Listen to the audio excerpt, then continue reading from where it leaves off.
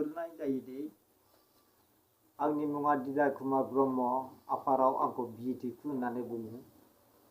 नाथाय आङो बेसेबांबा गोबाव बोसोर मावबोनानै दिनै आङो बेमाराव गोग्लैसोनानै भुगिनो गोनां जाबाय दिनै आंनि मेगन नुयै थाबायनो हायै सुगार आरो सिंस्रि रोदाखौ होसिनानै लानाय बेखौबो अपारेसन आथायनांगौ आरो मेगन नुयै अपारेसन आथायनांगौ आरो सुगार आरो टिबि आरो बायदिसिना बेमाराव गोग्लैनाय आथिं आलौनाय बिखा सानाय मोदोम गंसे आलौनाय सानाय सुहाबनाय बायदि मोननाय बायदि रोखोम बेमाराव आङो भुगिनो गोनां जाबाय डाक्टार अजा हमदोंब्लाबो आंनि बेमार आजारा जेबो खाथियाखै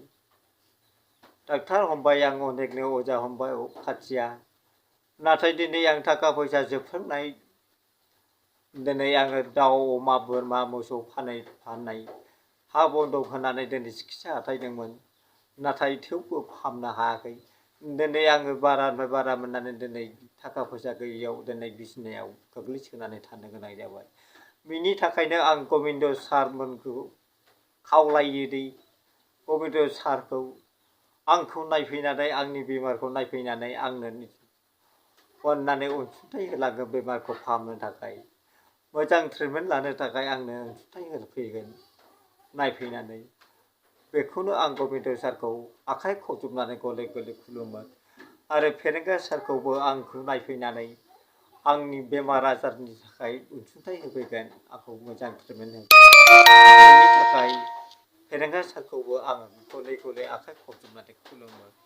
आरो जोंनि CM प्रमद बर' सारखौबो आंखौ नायफैनानै आंनो दि मोजां ट्रिटमेन्ट लानो थाखाय अनसुंथाइ होफैगोन आं बेनि थाखायनो प्रमद बर' सारखौबो आं गले गले खुलुमो आरो आंहा नायल' जाल' सासेल' फिसाजो 3 बोसोरनि गथ' दंमोन नाथाय आं जुदि आं थैनानै थाङोबा बे गथ'खौ बोरै नायनांगोन बेनि थाखायबो आङो सारमोननिसिम आंनि खुलुमनाय आरो आरज गाबनायजों आंखौ नायफैनानै आंनि खुदियानि मुंखौ नायफैनानै आंनो अनसुंथाइ होलांगोन बिनि थाखायनो आंखौ मोजां ट्रिटमेन्ट लानो थाखाय आंनो नायफैनानै आंनो ट्रिटमेन्टखौ फाहामनो थाखाय आंखौ फाहामनो थाखाय मोजां ट्रिटमेन्ट लानो थाखाय आंनो अनसुंथाइ होफैगोन बेखौ आङो सारमोननिसिम खावलायहरो गोजोन्थों। HS उथ्रिसारनाय फरायसाफोरनि थाखाय गोजोनथाव खौरां BA सेथि सेमिस्टारनि थाखाय बेसेन नाङाजासे मुं थिसननाया गबिन्द बसुमतारी कलेज जारागुरियाव सोलिगासिनो